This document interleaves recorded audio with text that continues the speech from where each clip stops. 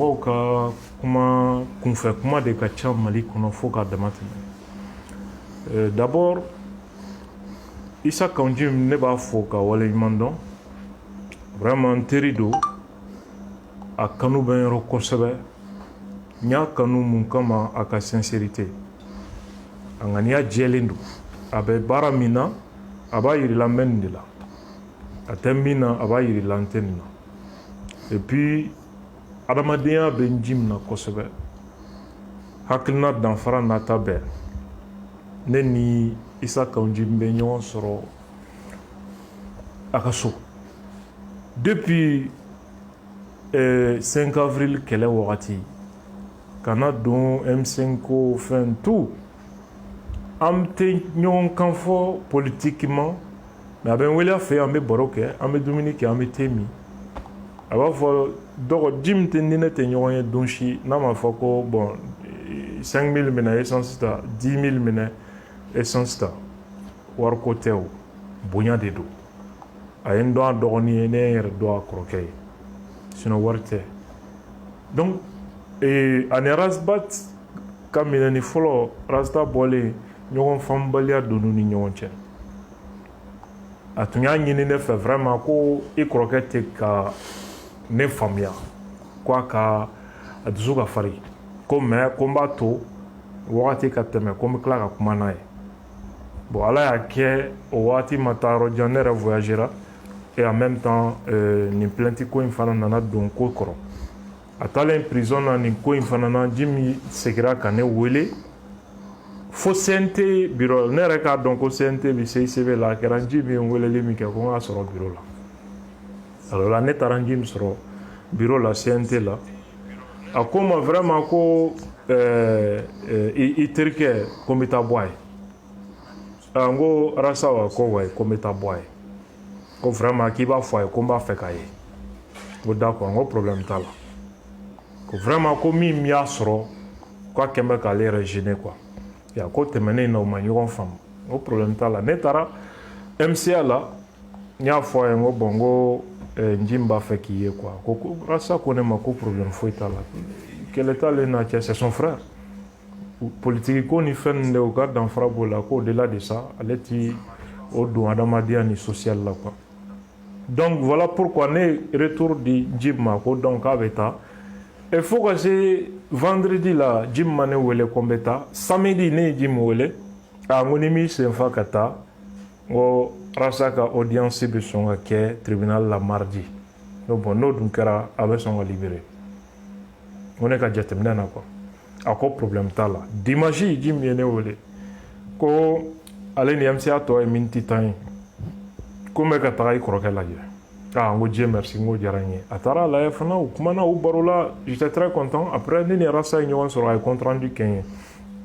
j'étais vraiment content. Donc o de la mardi audience kɛra, Jimi yɛrɛ tun t'a kalama ko audience bɛ yen mardi ni ne ka fɔli tɛ. Jimi taara bɔli min kɛ, an b'a fo ka waleɲuman dɔn, a ye hɔrɔnya de kɛ, a y'a dɔn a balima de bɛ bolo la, a bɛ degun kɔnɔ hali n'a y'a sɔrɔ politique kɛnɛ kan u ka faamu tɛ kelen ye. A taara ni hakilina min fana ye Rasta ma, hakilina jugu tɛ, jamana bɛ nin situation de la, ne ni transition don, ne bɛ ka transition dɛmɛ, wallahi Mali mɔgɔw b'i la, an b'a ɲini i fɛ a lajɛ i bɛ se ka Mali dɛmɛ cogo di, tɛ kuma jugu ye o. Jamana hami, n'i ye ne bila Jimi place la, ni ne ma nin kɛ kun jumɛn bɛ ne na? Il a joué son rôle. Fanga si tɛ yen ko i bɛ mɔgɔw kɛlɛ jamana kɔnɔ i n'a fɔ Rasbat, i n'a fɔ ne, i n'a fɔ an n'a ɲɔgɔnna caman wɛrɛ, hali n'a sɔrɔ an ka fɔta man di fanga ye, fanga min hakilima bɛ fanga min kɔnɔ jamais i tɛ mɔgɔw lamɛnnenw ta k'o kɛ jugu ye, c'est pas possible. Mɔgɔ minnu bɛ fanga taabolo dɔn olu de b'a dɔn n bɛ ka min fɔ. Donc Jimi y'o min kɛ, a y'a ka rôle joué. Rasta y'a yira a la jamana ko de y'ale hami ye, transition délai ka respecter o y'ale hami ye, réforme minnu ni a fɔra k'u bɛna kɛ o y'ale hami ye, anw b'an yɛrɛ ye o la, ne b'o kɔnɔ, an bɛɛ b'an yɛrɛ ye o réforme la. Donc hakilina la an bɛ ɲɔgɔn sɔrɔ, maintenant est ce que min fɔra a ŋaniya bɛ yen, n'a ŋaniya bɛ yen a bɛ waleya cogo di, o de y'a dama babu ye. Donc je crois qu'an bɛ Jimi fo a ka ŋaniya ɲumanya la, mais en réalité Rasta ka libération o kɛra an ka avocat ka cɛsiri ani magistrature syndicat an n'olu ka kumaɲɔgɔnya o de kɛra sababu ye asa bɛ se ka libéré cogo min. kosɛbɛ sabula an yɛrɛ b'a seereya k'a fɔ Jim bɔlen MCA la an ye interview k'a la k'a ɲininka o don ne yɛrɛ ye ɲininkali tɛnku a la k'a fɔ bon n'i y'a ye a nana bi a terikɛ min y'a dɔgɔkɛ Raspas lajɛ est ce que bi bi in na an bɛ se k'a fɔ ko olu fana bɛna fara aw kan walasa ka syndicat deli pour que min ye a dɔgɔkɛ u ka se k'a yɛrɛ sɔrɔ o don Jim yɛrɛ ye jaabili kɛ k'a fɔ justice ye organe indépendante ye wa ale tɛ se k'i prononcer o kan mais a bɛ y'a to justice k'a ka baara kan mais a kɔni b'a bisi k'a fɔ a tɛ mɛn k'a b'a yɛrɛ sɔrɔ k'u ka duwawu ye o kɛra MCA da la donc o siratigɛ kɔnɔ an bɛna don min ye imam ka kutuba dɔ kɛra juma tɛmɛnen n bɛ se k'a fɔ i ka cɛkɔrɔba ye kutuba min kɛ juma tɛmɛnen a kutuba ye mankan caman kɛ sabula an y'a ye video yɛrɛ tigɛra ka cari o ko kutuba kɔnɔ a b'a jira pro russe ni pro français a y'a jira k'a fɔ kutuba kɔnɔ ko maa t'i tɛgɛ bɔ kafiri dɔ bolo ka taa don kafiri dɔ bolo donc n'i ye jateminɛ kɛ a ka juma kutuba in ye mankan caman kɛ an yɛrɛ tun y'a ɲini pour que an ka se ka ɲɔgɔn ye i n'a fɔ waati bɛɛ ni pour que ka se ka analyse kutuba in sɔrɔli i bɛ analyse jumɛn de kɛ imam ka ni kutuba in kan min bɛ kɛ ka mankan kɛ bi. Je crois que mɔgɔw tɛ ko bila o contexte de kɔnɔ c'est ça le problème et puis mɔgɔ ko de ka bon maliyɛn bolo diɲɛ ko bɛɛ la ni kumana u b'a fɔ ko n'u m'a fɔ k'i bɛ cɛjan fɛ u b'a fɔ i bɛ cɛsurun fɛ n'u m'a fɔ i bɛ nji contre la u b'a fɔ k'i bɛ bagari contre la n'u m'a fɔ wari dir'i ma yan fɛ u b'a fɔ jama dir'i ma yan fɛ mais i ye min yɛrɛ fɔ da tɛ magaw la Mali yɛrɛ malheureusement Mali problème kɛra o de ye mɔgɔ ko mankan ani kunfɛ kuma kirikara quoi parfois mɔgɔw bɛ tiɲɛ dɔn mais u b'u tana de kɛ tiɲɛ ye ka taa ka kuma ɲini k'u b'a yɛrɛ kɛ quoi je pense que an bɛ kunfin jamana de kɔnɔ parce que dɔw tigɛra maliyɛn ka kodɔn na ka se hakɛ la i b'u permettre ka kuma sugu bɛɛ fɔ Mahamudu Diko ne ka cɛkɔrɔba don n y'a fɔ cogo min n fa don Diko bonyaba de bɛ ne yɔrɔ ni Ala de cɛ a kanu bɛ n yɔrɔ ne bɛ mɔgɔ o mɔgɔ la bi k'u bɛ ka Diko soutenir a bɛɛ ye Diko dɔnnen kɔfɛ depuis 2012 ne ni Diko bɛ ɲɔgɔn dɔn ne ye dɔw yɛrɛ mankan mɛn ko ko ne bɔra Segu ka na ko ne jiginna Diko de fɛ ko Diko de ye ne don kalan na ko ka fɛn bɛɛ kɛ ko ne ba ye bolo minɛ ka di Diko de ma k'a ka hakili to ne la ko Diko de tilala ka ne don baara la ko ka muso furu ka tile wa an ye nin bɛɛ mɛn quoi bon tout ça c'est la beauté de la démocratie Maliko nin bɛɛ bɛ Maliko kɔnɔ quoi alors que Diko t'a dɔn hali ne taara radio ɲɛta la cogo min n'u ye Jose Traoré ɲininka Jose Traoré b'a f'u ye ne taara radio ɲɛta la cogo min n'o ye n ka karamɔgɔ ye Diko ye ne dɔn radio ɲɛta de kɔnɔ et en même temps ne ka musokɔrɔba ye ne kalifa Diko la o tɛ dɔwɛrɛ ye an taara voyage dɔ de la Segu e tɛmɛ ne tun bɛ délégation na an kan ka taa Masina bamanan ni Fulaka kɛlɛko kuma la c'était en 2017 donc ne ba nana ne ko n ba ma ko ni Diko de nana Segu a ko n'Ala sɔnna ko n bɛna foli di Diko ma a nana foli bila Diko la foli kɔnɔ a ko i den don i yɛrɛ den don a dɔ i sogo n'i bolo cɛ a y'o de fɔ ka taga a don Sheikh Hashim Haidara Ala ka hinɛ la a kɛra ale de ka so Segu Haidara la ni mɔgɔw ko ne ba ye ne ta k'ale kalifa Diko de la k'o de taara ne don baara la k'o de ye ne don kalan na ni seri kuma sugu bɛɛ quoi et puis mɔgɔ minnu bɛ nin fɔ u bɛ se k'u bɛ seli k'u bɛ sun ko silamɛw don quoi u bɛ ka fɔ ten mais ni silamɛw don an bɛ dugawu kɛ Ala k'u kisi u yɛrɛ kungo ma quoi déjà imam ye kuma min fɔ c'est extrêmement grave kuma cɛjuguba de don n'i ye nin fɔ jamana fɛn fɛn kɔnɔ ni Mali tɛ ɲankuma fanga y'a minɛ kuma in c'est extrêmement grave mais ne ka o don na analyse n ye n da de yɔrɔ dɔw kan mais o n'a ta bɛɛ dɔw ɲɛna n bɛ Diko contre de la n ye n da de yɔrɔ minnu kan n bɛ kelen fɔ o la bi ka tɔ to yen déjà Diko m'a fɔ ko an mago tɛ français la a m'a fɔ an mago tɛ américain na a m'a fɔ an mago tɛ russiw la ka da u bɔyɔrɔ kan a y'u ka diinɛ de tɔgɔ wele ko kafiriw don an mago tɛ français la kafiriw don alakira juguw don silamɛya juguw don an mago tɛ américain na kafiriw don alakira juguw don silamɛya juguw don an mago tɛ russiw la kafiriw don alakira juguw don silamɛya juguw don a ye nin de fɔ o kuma kɔrɔ ye di sisan i b'a ye k'a fɔ russiw bɛ communisme sira de kan u ka fanga depuis URSS wagati Diko ninnu b'o faamuya kelen de kan fɔ bi voilà pourquoi hali Modibo fanga Diko ninnu ka taabolo b'o wele ko kafiriya don ko parce que ko communiste don fo Modibo Keyita y'u jaabi ko socialiste diinɛ tɛ yen min ye socialiste ni fɛn ye ka silamɛya bɔ parce que socialisme kɔrɔ ye fantan ka hinɛ faama ka hinɛ fantan na an ka ɲɔgɔn dɛmɛ silamɛya bɛ mɔgɔ encourager ka na nin de ma donc olu bɛ ka rôle min di diinɛ ma parce que URSS silamɛya de utilisera ani diinɛ maa dɔw fɛ pour que ka population bila dunuya kɔnɔ k'u t'u tɔɲɔ fo san hakɛ joli mɔgɔw sera k'u yɛrɛ libérer wagati min u ye diinɛ ko sen bɔ politiki ni jamana mara taabolo la France révolution kɛra o kɛcogo la laïcité nana o contexte de kɔnɔ France o kɔrɔ tɛ ko jamana ye kafiri jamana ye silamɛ min bɛ Russie o ka ca ni Mali population ye Russie hakɛ min ye silamɛ ye dɛ o ka ca ni Mali population ye yɔrɔ an b'a fɔ ko Mali population 20 millions ko 95% musulmans an t'o de fɔ Russie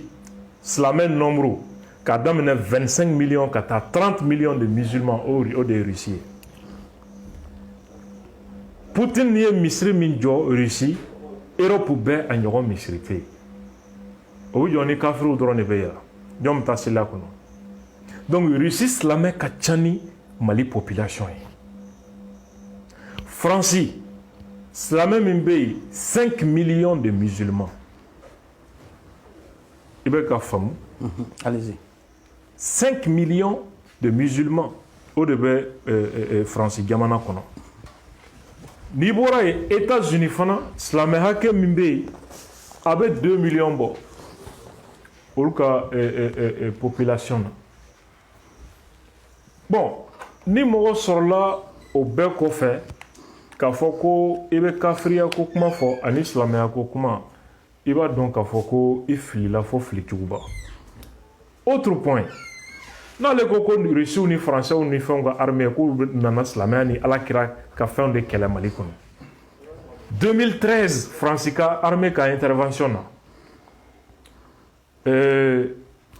Égypte président Morsi ale de ko ko Français nana silamɛw de kɛlɛ Mali kɔnɔ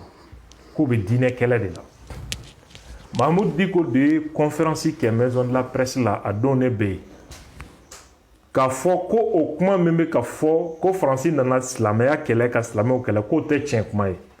ko arabu jamana minnu bɛ k'a fɔ k'anw ye nin wagatiba in bɛɛ kɛ degun kɔnɔ k'a jumɛn nana an dɛmɛ c'est Diko qui a dit ça donc quand j'entends aujourd'hui dɔw bɛ ka histoire falsifier ko depuis Faransi na kuma ko Diko y'a condamné i b'a ye k'a fɔ ko o kuma o fana tɛ tiɲɛ kuma ye point min fana bɛ yen ni importance bɛ o la kosɛbɛ Diko ko kafiriya de bɛ ka kɛlɛ Mali kɔnɔ donc ni Rusiw ka armée ni fɛn ni bɛɛ bɛ ka silamɛya de kɛlɛ France armée bien u tɛ Mali population contre la et en même temps Amérique armée nana yan u tɛ Mali population u n'o tɛ kɛlɛ la Rusiw nali kuma min bɛ sen na u ni population tɛ u bɛ na jɔnniw kama k'u fa ni yadi n'a ka mɔgɔ terroriste bon n'i ko minnu bɛ nalen bɛ u kɛlɛli la k'olu ye kafiri ye o kuma kɔrɔ ye di o kɔrɔ ko terroriste ninnu ye silamɛ de ye u bɛ ka alakira ka taasira de défend Diko yɛrɛ ye nin kuma bɔ a da palais de la culture la filakan na o video b'an bolo yan ko yad ni kufa nu terroriste nu k'ale t'u neni abada k'a b'a kale ala la billahi lazi la ilaha illa huwa k'ale t'u neni parce que k'u nana ni ala kira ka taasira ni ala ka taasira de donc i b'a ye k'a fɔ kuma ninnu cɛjuguyara a fɔli lagosili tɛ dɔgɔyaliman tɛ foyi tɛ mais yɔrɔ min fana bɛ qui est très grave ni Diko ko français ni américains ye kafiriw ye ala kira juguw do silamɛya juguw do olu ye jɔnw ye chrétiens tɛ wa français ou chrétiens de do o de la b'a fɔ ko kafiriw bolitigiw tɛ o américains chrétiens de do o de la b'a fɔ la ko kafiriw Mali population chrétien joli bɛ yan an k'a kɛ chrétien 1% yɛrɛ an k'a kɛ chrétien 1 million de bɛ Mali kɔnɔ o ni respect man kan wa olu fana ye kafiriw ye u ni kɛlɛli de ka kan wa ala kira juguw do ale ka M5 waati a ye chrétien tɔnw yɛrɛ soit k'ale t'u contre la donc ni kuma in bɛ message jumɛn envoyé olu ma Diko tun ye min fɔ k'a tɛ chrétien contre la ko chrétien an bɛɛ bɛ ala kelen de la ni Diko ye fanga sɔrɔ Mali kɔnɔ a bɛ chrétien ko ban Mali kɔnɔ ne ma sɔn ka n da don o kuma o yɔrɔ la analyse tɛmɛnen na munna parce que n tɛ fɛ ka kuma in analyser ka se yɔrɔ dɔ la parce que a ye kuma minnu fɔ kuma jugu hakɛ min b'a kɔnɔ n'i y'a sen c'est extrêmement grave hakilima de b'o kalama Diko yɛrɛ b'a dɔn ne bɛ ala ka min fɔ au delà de ça Diko ye kuma min fɔ hali kuranɛ yɛrɛ bɛ Diko ka kuma wuli hali kuranɛ yɛrɛ bɛ Diko condamner nin kuma na ala kira ka hadisa jɛlenw bɛ yen min bɛ Diko condamner nin na Diko bɛ kuranɛ dɔn a bɛ hadisa dɔn a yɛrɛ b'a dɔn a ye kuma min fɔ a filila donc k'a fɔ Diko filila kuma na bonya kɔnɔ karama kɔnɔ an m'a dɔgɔya an ma fɛn fɔ a la ni rien ne t'a dɔn ko y'a dama ko ye mais ce qu'il a dit c'est extrêmement grave et puis a ka kuma yɛrɛ bɛ se ka jate i n'a fɔ apologie du terrorisme majamuni ni a dagali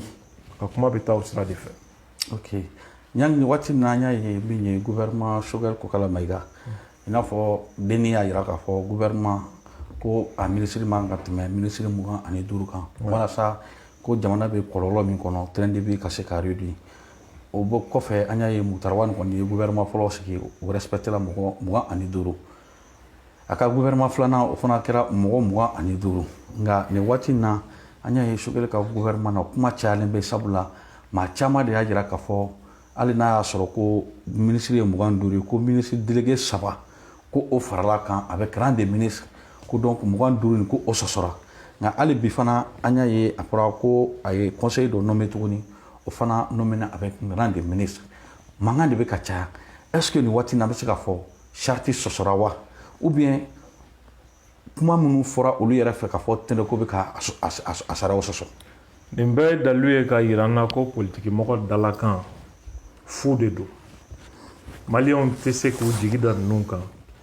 parce que sisan ninnu de tun b'a la ka colonel ninnu kɛ fɛn bɛɛ ye u ni ne farala ɲɔgɔn kan o baara la parce que anw ni CDR tun bɛ kɛlɛ la déstabilisation ko koɲɛ na M5 ye wele bila anw ni CDR ma pour que an ka na an ka fara ɲɔgɔn kan ka transition redresser ko colonel ye jamana janfa ko jamana tɛ se ka to ten an ko baasi t'a la anw bɛ participer M5 ka meeting na don min an kanubaga caman ye mankan ci ko pourquoi an taara don a ko la an ko non jamana ko de don an tɛ se ka kunun ta k'a fɔ ko an bɛ bi ni sini ignorer n ko an ka fara ɲɔgɔn kan an ka kɛlɛ kɛ su ko ni dugusajɛ n y'a f'i ye cogo min bandaw ni Mokutari Wani minɛni M5 ni sɔrɔsiw tun y'a planifié et depuis bandaw ni Mokutari Wani ma minɛ a yirala M5 ni sɔrɔsiw bɛnna kan k'u bɛna Choguel kɛ premier ministre ye nous on était au courant de cette information là donc u ye ninnu don gouvernement na puisque kɛlɛ kun tɛ dɔwɛrɛ ye place ko in kɔ an tɛ place kɔ ja u bɛ primature de kɔ u ye primature sɔrɔ dɔrɔn paf u ye anw bila ka taga bi hali n'anw ye fɛn fɔ colonelw ma olu de tɔɔrɔlen don olu minnu tun ko démocratie liberté d'expression menacelen don an minnu bɛ ka ala an hakilina fɔ bi jamana ko la u bɛ ka bɔnɛ sugu bɛɛ bɛn anw kan ka tila ka danbe ko kuma fɔ ka tila ka hɔrɔnya ko kuma fɔ ka tila ka tiɲɛtigiya ko kuma fɔ anw ɲɛna quoi c'est quand même ridicule. Donc quand ils sont partis u ye gouvernement sigi u yɛrɛ tun ye layidu ta ko 25 ministres yɛrɛ ka ca Choguel yɛrɛ ko ten ko ministre 25 ka ca Mali ma ko 17 b'a bɔ o Choguel kelen premier ministre ye o ka gouvernement fɔlɔ o composition ministre 28 dialogue national ko ministre kana cayalen ka kɛ 25 ye charte de la transition ko ministre cayalen ka kɛ 25 ye olu ye plainte kɛ colonel kan ko parce que k'u ye charte de la transition sɔsɔ bi a b'u yɛrɛ bolo u y'a daminɛ charte sɔsɔli la fɔlɔ an bɛ se ka da ninnu na maliyɛn bɛ se ka da ninnu na i m'a ye aujourd'hui bɛɛ tigɛr'u la aujourd'hui hali u ka militants tigɛlen b'u la balawu min bɛ u ni ɲɔgɔn cɛ tellement que c'est extrêmement grave c'est extrêmement grave donc o kɔfɛ u b'a fɔ ko Assimi ye dɔ bɔ a sara la Assimi ye dɔ bɔ a sara la a ye dɔ bɔ 150 millions na mais ministère saba min farala kan o ministère saba budget lajɛ san kɔnɔ i ka lajɛ Assimi ye hakɛ min bɔ a ta la i ka lajɛ jumɛn de ka ca ka bɔ yen Choguel tilala ka mɔgɔ dɔ nommé bi k'o ye ale ka chef de cabinet ye o chef de cabinet rendez ministre de b'a bolo o kɔrɔ ministre wɛrɛ ka fara tɔ kan mɔgɔ minnu ko ka papier kɛ ka di bandaw ma ko état ka train de vie ko k'a réduit sara fɛn bɛ di ministre ma ani hakɛ min b'a bolo ani sariya bɛ protection min da ministrew kan o mɔgɔ kelen o fana de b'o fana ye o M5 kelen bɛ k'a demander bi u kun ko CNT min ka ci u ka plainte filɛ Cour suprême na ko c'est illégitime c'est illégal ko peuple bɛɛ ko k'a bɔ yen primature dir'u ma ko non ko CNT tɛ se ka ci bilen ko ni CNT in ka ɲi hali ni assemblée nationale élu ye ko c'est très bon ko d'ailleurs 121 membres de CNT kɔnɔ ko k'a kɛ 147 membres ye ka mɔgɔ 26 fara a kan M5 mɔgɔw ka ta o fana kɔnɔna la donc des gens qui parlent de réduction du train de vie de l'État olu bɛ ka na ni charge kura ye ka da État kunna Choguel kɛla k'i kanto k'a bɛna assise de kɛ ko sur la refondation o assise o bɛna ban daminɛ don jumɛn o bɛ ban don jumɛn c'est une façon ka transition prolonger élection don min fɔra a kana se ka kɛ assise in nafolo fana ta i k'a lajɛ mɔgɔ min bɛna participer a la dialogue national par exemple mɔgɔ 500 de tun bɛ yen donc assise sur la refondation u bɛna mɔgɔ 500 ɲɔgɔn wele minimum na o mɔgɔ 500 ka per diem transport restauration hébergement o ta i k'a lajɛ des gens qui parlent de réduction du train de vie de l'État Choguel min ko accord d'Alger ye haramu ye ko Mali tilali don Mali janfani don Mali ta tiɲɛni don o Choguel ye ministère créé ministère min n'o ɲɛsinnen don accord d'Alger waleyali ma o ka kɛ ka ministère Choguel y'a yɛlɛma réconciliation est chargé de l'application de l'accord d'Alger Choguel encore a ye livre yɛrɛ bɔ ni accord in ka bɔnɛ ni ta tiɲɛ min b'a kɔnɔ k'o bɛɛ fɔ an ye ka tila ka ministère dɔ wɛrɛ créé sur la refondation o refondation fana bɛna kɛ sur la base de l'accord d'Alger ka tila ka ministère wɛrɛ créé k'o tɛngu primature la min chargelen don réforme politique et institutionnelle c'est-à-dire Mali constitution falenni k'o ministère créé là encore c'est l'application de l'accord d'Alger kabi ala ka Mali n'a ɲɔgɔn ma deli ka kɛ i bɛ ka kɛlɛla ko jumɛn na o fɛ ka sugunɛ kɛ an ɲɛna ka tila ka n'o sugunɛ min an ɲɛna k'an k'an da de o bɛɛ kan ko n'an kumana ko anw de ye fasoden jugu ye c'est extrêmement grave quoi an y'o dɔrɔn de f'u ye k'a fɔ aw ye min fɔ kunun k'a man ɲi ko faso janfan don ko faso ti don bi k'a bɛn'o appliquer anw sigilen ɲɛna mon frère ils peuvent tenter mais ils seront désagréablement surpris. Ok nin waati nin kɔnɔna na i bɔra k'o kuma min fɔ an y'a ye par exemple parrainage an y'a ye force caman fana bɛ ka wuli k'u ka nisɔngoya yira surtout bi parrainage yɛrɛ fana ye communiqué kɛ pɛrɛnna ka nin communiqué nin i bɛ se ka analyse jumɛn k'a kan sabula an y'a ye a mɛnna Cɛbilen Daramɛ an bɛ se k'a fɔ kabini ale bɔra gouvernement na olu kɔni tun y'u da bɔ fɛn bɛɛ la nka nin waati in na ni Cɛbilen wulila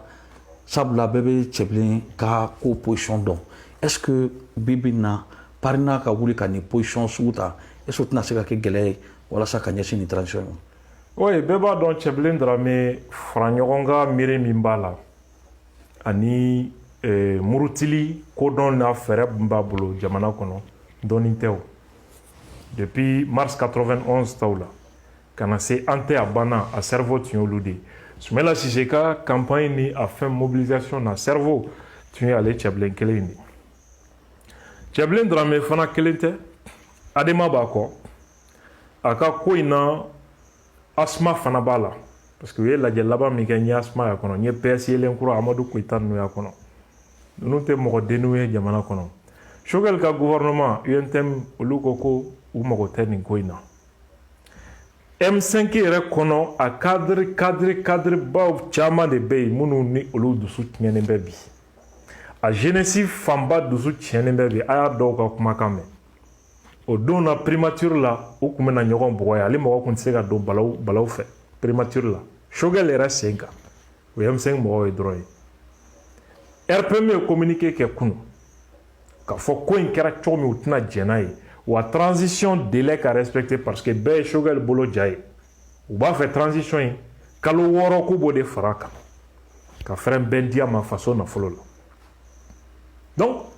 n'a ma ɲɛ transition bɛ prolonger o bɛ kɛ jamanadenw ka bɛnkan de kɔnɔ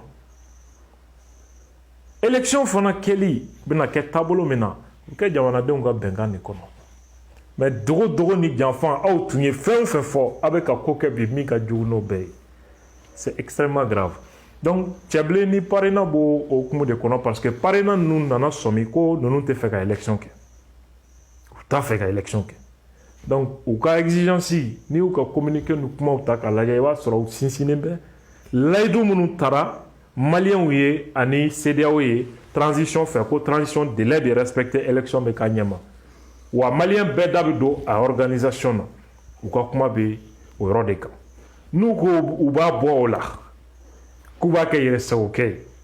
k'olu bɛ fanga la u bɛna dɔn k'a fɔ ko karisa bɛ yen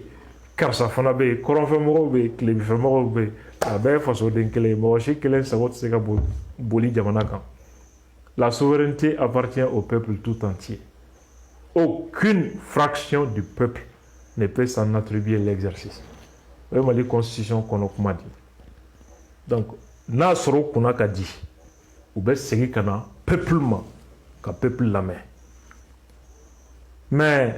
manamanakanw ni kiritikarata tapage a donna ta bɔra ta croyant que on va intimider les gens croyant que on va faire ceci on va faire cela bon de toute façon on verra. Ok, ni waati na i bɔra ka nin kuma fɔ an y'a ye bɔlɔlɔ sanfɛ surtout bi an y'a ye i bɔra ka kuma dɔ fɔ k'a fɔ aw ni M5 mɔgɔw jɛra nka bi an y'a ye M5 fana jeunes dɔw fana bɔra o kɛn bɛ ka jeliki dɔ ta k'a ɲɛsin ma k'a fɔ i bɛ nin ko ninnu bɛɛ la ko maa dɔ de bɛ kɔfɛ ne hakili b'a ye n'a fɔ a fɔra ko rasa de bubu de tun bɛ ka rasa financer walasa déstabilisation ka se ka kɛ bi M5 jeunesse fana an y'a ye dɔw ye video kɛ o bɛ k'i jalaki kosɛbɛ ko lien dɔ bɛ i ni bubu cɛ a ko bɛ cogo di de mun de bɛ ni bubu cɛ juste fo k'a fɔ ko bi bi na o ka bɔ ka nin kuma ninnu f'i ma bɔlɔlɔ sanfɛ. Bon, M5 ye peut-être dɔ video dɔw cira ne ma u bɛ ka dɔw bila kuma dɔw la u yɛrɛ tɛ kuma minnu kɔrɔ dɔn n ye a video garder n tɛna n yɛrɛ bila kuma caman na olu yɔrɔ la mais ni ala sɔnna a ma semaine nata an bɛ ɲɔgɔn sɔrɔ tribunal ɲɛkɔrɔ o kumakanw na ne tɛ mɔgɔ jaabi tugun quoi ni ne kumana n'i ye ne ka kumaw critiquer i ka nin tɛ tiɲɛ i ka nin tɛ tiɲɛ ka bɔ n'i ka preuve ye ka ne yɛrɛ critiquer c'est pas un problème moi je critique mais ni ko bɔra o la ka sigi ka nkalon imaginer mankutu tiɲɛ kama parce que an kun bɛ fanga jala nɛni na an taara an yɛrɛ sɔrɔ poste la an kun an tɛ poste min fɛ ko aw bɛ tila ka kuma sugu dɔw ta bamayɛlɛma kama ka ɲɛsin mɔgɔw ma c'est pas un problème o minnu bɔra ka kuma n y'a video sɔrɔ n y'a garder u hinɛ bɛ ne na mais de toute façon ne ni olu bɛ ɲɔgɔn sɔrɔ tribunal la semaine nata ça c'est pas un problème mais mɔgɔ min ye u bila a la o fana bɛna ne dɔn ne ye maa min ye a ye n wele kunun manamanakan fɔ la n ko n'i ye cɛ ye i bɛ ka min fɔ bɔ publiquement i k'a fɔ donc en lieu et place ɲɛ b'a la a bɛ ka mɔgɔ minnu ka faamu ka dɔgɔ a bɛ k'olu dɔw de bila k'a fɔ ale b'a ta ka publier croyant que n'ale m'a fɔ a y'a publier ale nɔ tɛ se ka minɛ mais u bɛna n dɔn ni ala sɔnna tile damadɔ ne tɛna n yɛrɛ bila détail wɛrɛlaw la mɔgɔ min ni mɔgɔ min halaki tɛ mɔgɔ min nɔfɛ i bɛ se ka miiri cogo di ko jɛ dɔ bɛ ne ni Bubu Sise cɛ i bɛ segin ka taa ne ka vidéo lajɛ sur Bubu Sise fo ka se M5 daminɛ ma ne ye vidéo hakɛ min kɛ Bubu Sise kan Bubu Sise ka gouvernement ye mɔgɔ min kɛlɛ ne don kɛlɛ cogo sugu bɛɛ Bubu Sise ka gouvernement fo ka taa se coup d'état ma hɛrɛ tɛ ne ni Bubu cɛ jusqu'au coup d'état IBK ye ne reçoit don min Bubu ye ne sɔrɔ IBK fɛ yen IBK ko k'u ka Bubu sigi salle dɔ kɔnɔ kɔfɛ a tilala k'a fɔ ko non k'u k'a wele siɲɛ kelen a ka na a ka ne présenter la a ko tu connais ce jeune IBK ko ten Bubu ko n b'a ye à distance ko bon désormais prends soin de ce jeune là ni fɛn min b'a fɛ a bɛ s'i ma ka taa o don fo bi ne ni Bubu ma deli ka ɲɔgɔn ye n m'a ɲini k'a ye n ma s'a ma ni rien parce que je sais que fɛn o fɛn ye nana fanga affaiblir ni fɛn na Bubu de ka baara don c'est lui et son gouvernement qui nous ont combattus pour nous affaiblir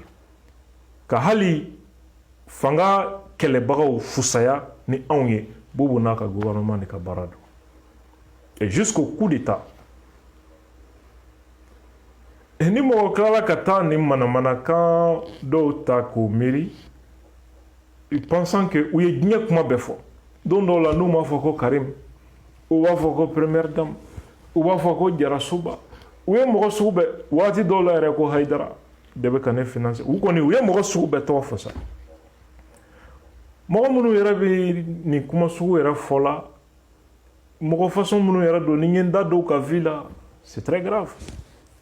mais je ne considère pas ça mais comme an bɛ sariya jamana de kɔnɔ moi j'ai assez toléré je croyais que démocratie don bɛɛ n'i ka hakilina ni fɛn don mais n'a bɔra o bɛɛ la fo ka kɛ kuma bɛɛ an bɛ nkalon jugu de dilan ka taa fɔ karisa ma i b'i sigi k'i da de u b'i tɔgɔ tiɲɛ kumaw ta k'a yɛrɛ kɛ donc ni ala sɔnna n'a bɔra fɛn min fɛ dans quelques jours an b'a tɔ fɔ ɲɔgɔn ye. ok Abdou Niang waati in na i bɔra ka kuma fɔ sisan est ce que e yɛrɛ fɛ waati in na transition bɛ yen o so bɛna se ka moyen sɔrɔ walasa tension min bɛ yen o ka se ka jigin sabula n y'a ye UNTM déjà olu tun y'a o ne se k'a fɔ u bɛna kalo 2 di sani Choguel ka sigi nka nin waati in na an y'a ye a bɔra kalo 2 la kun ko tile 10 ko bɛ di déjà a ko bɛ ka gɛlɛya surveillant de prison kɔni kɛn bɛ ka préavis bila est ce que an bɛ se k'a fɔ déjà ko Choguel ka gouvernement in an n'a sɔrɔ a bɛ ka visite kɛ k'a bɛna daminɛ ni difficulté. Oui, il faut ajouter à cela CNT mɔgɔ caman fana bɛ yen minnu ko k'u tɛ Choguel ko la bɛɛ ye Nusar ka bi kuma fana mɛn kuma na cogo min bon surveillant de prison fana bɛna kalo 1 grève de daminɛ 1 mois u bɛn'o préavis de déposer est ce que a ma déposé déjà déposera déjà bon ka fara UNTM kan UNTM dun bɛ phase min kan sisan u bɛ illimité ka u bɛ ka grève illimitée de fara da ça va être extrêmement compliqué et je sais que Shogel choix koloma tɛmɛ Shogel tali kan rapport minnu bɛ Shogel yɛrɛ kan justice niveau la anw b'o kalama o ne ko n k'u ka n jaabi olu de la u k'a fɔ ko tiɲɛ tɛ ko rapport si tɛ Shogel ka justice niveau la PV numéro n b'a d'u ma n'u mago bɛ PV yɛrɛ la an tɛna o tɔ fɔ ɲɔgɔn ye yan il sait de quoi il s'agit alors que u tun ko enquête de moralité de bɛ kɛ ko mɔgɔ jɛlenw dɔrɔn de bɛ ta Shogel yɛrɛ ko yurukuruku bɛna kɛlɛ impunité bɛna ban ko audit bɛna kɛ administration ni fɛn na mais ale yɛrɛ ka gestion audit ko t'o la jugement ma kɛ ni rien ale yɛrɛ tɛ exemple ye fɔlɔ ko Asimi ye dɔ bɔ a sara la a dun fɔra olu yɛrɛ de ko premier ministre k'u to opposition na ko premier ministre bi $700 de ta kalo la k'o ka ca ko dɔ kan ka bɔ a la fo bi Shogel ma dɔ bɔ a ta la a kɔni bɛ ka Asimi bolo 2 kɔrɔta k'o ye dɔ bɔ a ta la ko jɛlenya kan ka sabati jamana marali cogo la sariya la o premier ministre kan ka bien déclarer a ka sɔrɔ ko fɔ fo bi Shogel ma ka bien déclarer ko olu bɛna kɛ misali dibagaw ye misali bɛ min misali tɛ yen o donc je crois que Shogel ko in kɔni anw kɔni bɛ sigi k'u lajɛ de. Ok, mais n'a ma ɲɛ ko baw yɛrɛ y'a fɔ jamana ko de don déjà de coup est consommé déjà a ko kɛra ka ban est-ce que nin waati in na il n'est pas temps ko bɛɛ ka i bolo fara ɲɔgɔn kan walasa ka se ka nin transition dɛbɛ an ka se ka taa kalata la ka bɔ nin dabiri la parce que depuis le 18 août jamana in bɛ dabiri sira de kan sariya fan si de tɛ ka bato pour que vraiment an ka se ka taa élection na élection min jamanadenw bɛɛ bɛ se k'i yɛrɛ y'a kɔnɔ est-ce que ça il n'est pas temps que bɛɛ ka fara ɲɔgɔn kan ka se ka nin transition dɛmɛ an ka se ka taa kalata la wa. Transition bɛɛ n'i ka transition dɛmɛ cogo don anw bɛna a yir'u la fɔlɔ i y'a mɛn i bɛ mɔgɔ dɛmɛ i k'a dɔn a bɛ ka taa min a bɛ fɛ ka mun de kɛ o k'a sɔrɔ i b'o dɔn mais bɛɛ n'i ŋaniya dabirilen don Shogel n'a ŋaniya don sɔrɔsiw n'u ŋaniya don bɛɛ bɛ ka ɲɔgɔn filɛ wo fɛ anw bɛ taa ɲagami o la fo an k'a dɔn clairement qu'est-ce qu'ils veulent faire. En gros, transition, délai qu'à respecter. Réforme qu'à faire. Élection n'yénema qu'à organiser. No unganiaye, en bambolo do barala. Ou fait, parce qu'en bolo bi, ou de kain malima. Malite saria kono bi. Mounube fangala, force de bou la, ou de la ou be fangala. Ni moro sur la force be moununa, ala kan kisi, ou fana ba fokou ba essayer parce que faut tout nache. Ante saria konoble. Qu'est-ce qu'il faut rapidement pour que Djamana Kashegi saria minen qu'on a même les ordres constitutionnels normal pour que partenaires ou kana investisseurs ou kana anga bo de kun kono ambo odila na sur transition autorité ou hamina oui quand anga vision partager les mains au kama mais il y a pas de problème. Nous sommes des Maliens ou des Maliens qui ont ou des forces de Maliens qui ont droit tout boulot qui ont on peut dire qu'en façon on le fait. Diamana c'est pas pour eux. Du tout. Ou à chika légitimité tout boulot est caqué. En quoi on peut bla toucher là? C'est pas possible, c'est pareil quand même. Donc si réellement leur intention c'est ça notre analyse. Que ce soit moi, Rasbat et tous les autres Yalkoué, c'est ça notre position. S'ils s'engagent à respecter le délai de la transition, les réformes nous ça c'est notre conviction. Au Yanga Hakuna de enfants avec un baraké, au Sra de Camp. En ce moment, on se retrouve. Mais on le fait. Mais les agenda ou bien Kora de B, Minte Malikoé, ou Adamakoyan Tabolo de la Massif. Ok. Bon, ni wati na i bɔra k'a fɔ puisque ni Rasbachi bɔra k'a fɔ an y'a ye Sura yɛrɛ a ye diw kɛ i n'a fɔ a 3 Rasbachi ani Yalkuye a ye grand dossier animé hali n'a y'a sɔrɔ cour Sura o bɛnna e yɛrɛ kun kan ka émission kɛ min ye miroir ye nka Sura a ye min ye radio émergence renouveau ka fara bɔlɔlɔ baarakɛla caman kun bɛ renouveau kɔnɔ k'o fa tew i n'a fɔ Dakuruɲi walasa ka se ka ni émission fɔlɔ ko o diffuser est-ce que an bɛ se k'a fɔ nin ye maliko kɛlɛ daminɛnen surtout sifinnakaw fɛ ni kun laɲinina a mɛnna o caman kun y'a ɲini k'a fɔ Mali sera danga min na kun sera e ni kɔrɔkɛ k'aw bolo fara ɲɔgɔn kan walasa jamana bɛ kɔlɔlɔ min kɔnɔ ka se ka bɔ sura kɛra pa fɔlɔ est ce que an bɛ se k'a fɔ don nataw la an bɛ se k'an sigi ni nin ɲɔgɔnna jɛmukan ye tuguni ka bɔ aw fanfɛla fɛ. Mon frère, nin ye koba de daminɛnen ye nin ye koba de daminɛnen ye an bɛna an kan ka taa Kita bi Mali fan bɛɛ an bɛ ka wele Mali fan bɛɛ surtout surɔ ne Rasbat Yalko ye plateau kelen kan Mali bɛɛ dabali banna Mali bɛɛ tun bɛ ka an lajɛ avec admiration et puis ni tun taara yɔrɔ o yɔrɔ bi nin kuma de bɛ yen hali jamana kɔ kan donc c'est très important minnu ma an faamu hali bi ani minnu bɛ doute la hali bi an kɛwale de bɛna yir'u la ko ils n'ont aucune raison de douter an tɛ rancune kɛla ni fɛn na nous anw ka min ye unité de ye ka fara ɲɔgɔn kan Mali filɛ nin ye situation min na France b'a la k'u y'u ka coopération suspend u filɛ nin ye ka kuma min fɔ an ye nin chef terroriste in minɛ an ye nin attaque terroriste min kɛ coopération suspendue nata bɛɛ baara jugu dɔ de ɲɛbila don parce que n'u ye coopération suspend ka tila ka mɔgɔw k'a ye k'a fɔ terroristes balila ka kasara dɔ wuli a bɛ fɔ ko français de b'a kɔfɛ donc u bɛ ka o yɔrɔ de masquer sisan a ka fɔ k'u bɛ ka terroristes minɛ u bɛ ka terroristes attaquer u bɛ ka terroriste chefs dɔw minɛ donc o kɔfɛ ni terroristes ye masiba baara dayɛlɛ mɔgɔw tɛna France soupçonner parce que a bɛ kɛ i n'a fɔ u bɛ ka terroristes kɛlɛ an ka jamana kɔnɔ toujours mɔgɔw k'u sigi k'a fɔ ko bɛ nin kɔfɛ janfanjugu de bɛ ka ɲɛsin Mali ma hali an minnu bɛ Bamakɔ yan a kana k'an ɲɛna ko on est à l'abri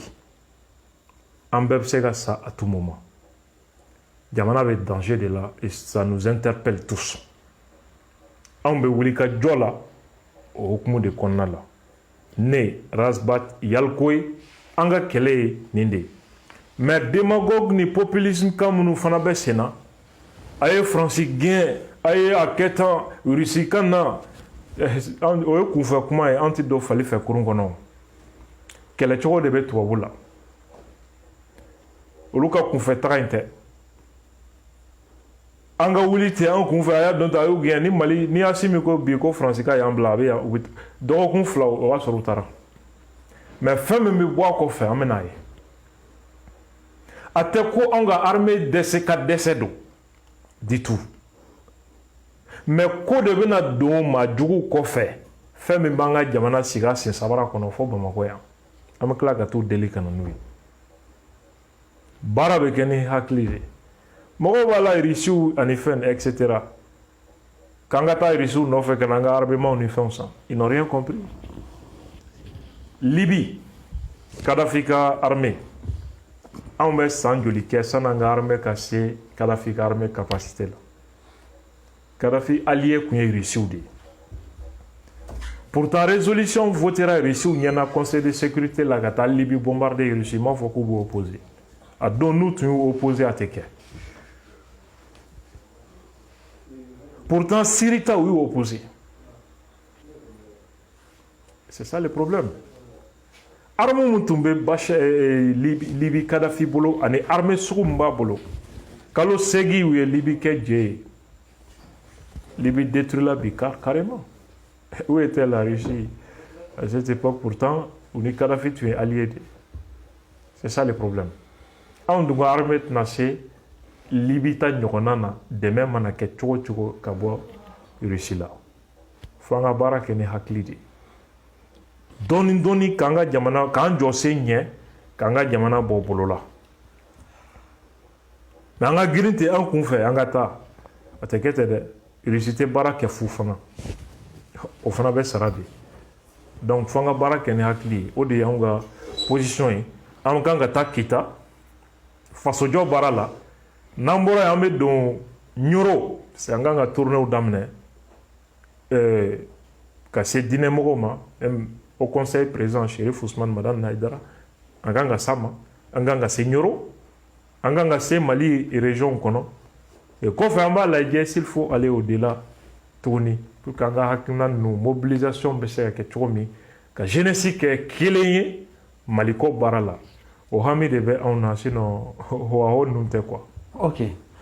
Amena antuna metuni koronyange ambe kumakala wadama sabula niaye ka fo jamana min kono ko président Assimi Goïta sigira halibi énergie ko kon manyana bo bati ka foko askile be korobe fitina depuis wulada na kurantiya ni be ankaya ni wati na donc koro kumakala ba wala sangi la bla sabula yoro kakala don ne mu nyara wo ibe ga de be fangala halibi kura ibe ga ko fe kura me tige bamako ya halibi.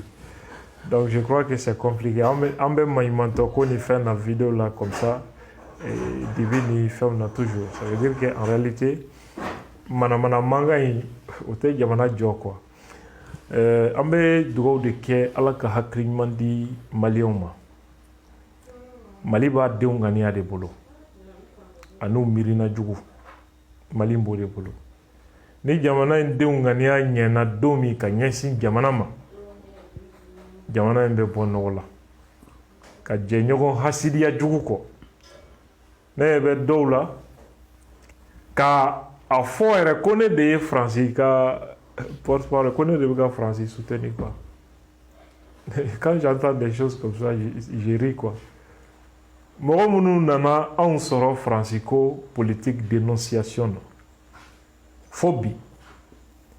ibega balawati mina ko ka Francis toy. Moi, je soutiens Ibeka, mais j'étais dans la rue. Et en 2018, j'ai même dit à bas Ibeka, Francisco manifestation. Là, sur Ibeka, Ibeka soutenu. Bon, mais Francisco, on est opposé. Accord d'Alger, on est opposé. Malheureusement, Francisco, il y a la politique d'au boulot. Nous, on va faire Fangami Kele, quand coup d'État préparé au contrôle, on va faire quoi, tu dis, Francisco. Ni français Mali dianfo nous va faire fanga min deme galonga o wa ko fanga ni risu de kadi kolte français fe ko na français ki nera nyana woni banda utara o ubena barkan genga boyam fo bi barkan ma gen fulo ga boyam risu be se ka on deme anga surasu formeli ani minen soroli la risu to nuka surasu blaga na sa an kungola fula ils ne le font pas. Les gens disent que Modibo Keïta ni Rissou kumbe barake en effet Rissou sera sous mana on bobo lao. Ou y formation ni minen de di Modibo Keïta ma. Pourquoi sera sous mana kele qui est en place là. Modibo Keïta ka fanga bena ou Rissou kelo nyana. Ka fantaya juya fof Modibo Keïta ka segi kata accord signé Francis ni ministre Jean-Marie Koné ka franc malien ka dévalué de 50%. Au cas que Rissou tomi. Franc malien Tchécoslovaquie des Mali demain, franc malien glané. C'est pas la Russie. Contrairement à ce que les gens disent quoi. Voilà. Donc vraiment, anga baraka ni hakli. Anga do nyana kul de faso de nyumaye mo te uluka kunfa kulena. Ushita faso de nyumaye. Révolution fatwa tere kunfi bara fanate. Mais révolution que état don jamana rebe enjeu min kono état do nyere politique bi fin kono et révolution re fana be ka ke ambe France critiquer mais ambe États-Unis toy malien ga go era yini ko la ceux qui critiquent la France mais qui ignorent superbement les États-Unis ou sera nimbe parce que ambe États-Unis ou bien antisega États-Unis ta kuma fo et pourquoi ni américain ou bolo bo France cross Sahel ko ina sisa France bi minen chairema parce que la France ne peut pas à moins tout et ni rien ce sont les États-Unis depuis guerre froide wakati États-Unis de France que pays occidentaux bec à gendarmerie Afrique fanga venir Russie l'avait conclu na kan ka fanga ou détruit sans pitié américain au bout de main et puis occidentaux bebou dadeaka Sékou Touré ka opposition kolou armée contre Sékou Touré c'est la France avec la bénédiction des États-Unis. Quand Mourouboka fanga free France ni américain de tout. C'est vrai en Mourouboka est non aligné mais où mais Russie qui a tendance de partenariat sera quand Kosovo. Cameroun Koluka opposant empoisonné Mounier Belgique. Francisca service secret élément d'ordre de présent Aïdio de War Dama français ou autorité Sradi allemand William Bechtel qui a empoisonné Kafa avec la caution et la bénédiction des États. La guerre de Biafra quand Nigeria fin armée pour que Nigeria a divisé parce que pétrole de Biafra américain et français au pétrole là c'est ça. Au système quel est le baby pétrole digne de B Tombouctou région. C'est ce que les États-Unis visent. Américains ont ambassadeur Koro Bamako ya ou comment quand bene boloya. Pétrole meilleur mais va rodon fana. Au lieu français qu'on fait parce que Mali et France qui a précaré. Voilà pourquoi France est 10 000 $. Qu'on est financement que la France ne peut pas faire seule. La France ne peut pas faire seule, encore il dit. Donc, tu sais qu'on doit blanc, quand tu as des mains dit, tu as dit, tu voilà pourquoi Macron dit 10 000 $, sommet provoqué avec ta manga, tu as diminué pas. C'est ça le problème. Donc, ton nom clali, ou bon, ça m'a dit là. Mali flet dingue, mais qu'on a américain ou français au dedans. Mais, bon, dans la blalembe, France est à fond là, mais moi, les États-Unis est à fond. Pourtant, ce sont des alliés. Ou bébé Mali kono Américain on ka sura sou fana bien ou be Sahel jamana fambe kono les États-Unis donc en bas Fedron jamana kola penika ye chogo de do mais mo minte etakan o te Mali de nyumaye o ye niye abito ju sugube welola abe galon sugube dara awere o tigla moga ita tigini dambe che ita ne horonya che ita ne faso de nyuma che ni rien ebe ga kuma fera mina ita no adoni atila famutila anye do ye clef la na de panga chuna ambe rebellion ko kuma ina ambe norko ina amena mais on ga kuma munu fo norko la yi sigibi yelade si ils ne savent même pas ce qu'ils disent c'est extrêmement grave donc ka fo malien ye Mali te ke fo ye fo ni anyere ya kemi wa angele ne bsega jamana imbobolo la jamana boli bolola o te togo ñini yoroy o te joro ñini yoroy o te nafulo ñini yoroy abobo duskolo ni limania de la ki faso bolola et c'est ce que dit la constitution. La défense de la patrie est un devoir pour chaque citoyen. Anga hymne national bo fana de fana fo agni si l'ennemi découvre son front au dedans ou au dehors nous sommes résolus de mourir pour l'Afrique et pour toi Mali. Donc, en beau tableau de camp, en anga tableau, en anga conviction, avec détermination, mais avec méthode et engagement, avec les grands frères Rasbach, en beau dynamique de camp, on est à la sonama, en ben nobo jamana koino, inshallah. Ok. Quand on a un kuma be dansere, anga bi parola, alera boraka fo, ni jugu kon yu kumbo, konna jugu ni kofela jugu, c'est-à-dire ma akakan bema. Bɛɛ ka wuli walasa k'i jɔ k'i yɛrɛ kɛ cɛ kelen walasa jamana in ka se ka bɔ bolo la donc o siratigɛ kɔnɔna na an ka baro bi an b'a dan yan nka an bɛ foli kɛ ka taa min ye a bɔra k'a fɔ ne yɛrɛ kɔrɔkɛ terikɛ min ye Rasbach Ba Kurutumu den i b'a sɔrɔ sura i b'a sɔrɔ Ba Kurutumu ka sɔ ma ɲaga kosɛbɛ donc a ma ɲigin quoi o de y'a kɛ mais ale yɛrɛ ɲuman na n fana bɛ n'ale dɛ a y'a fɔ ye ko n fana bɛ n'ale n bɛ sira kan donc a ka labɛn k'an kɔnɔ ni ala sɔnna don nataw la ni ala ye waati yira n na an bɛ se ale fana ma peut-être de waati nin kɔnɔna na kalo 6 i bɔra kaso la ka tila ka segin an bɛna ɲininka nin waati min kɛra ko a taara prison centrale la ale yɛrɛ ye a ye leçon jumɛn de tirer nin ko nin na c'est à dire a mɛnna combat la nka nin waati nin kɔnɔna na leçon min sera ka tirer ale yɛrɛ fɛ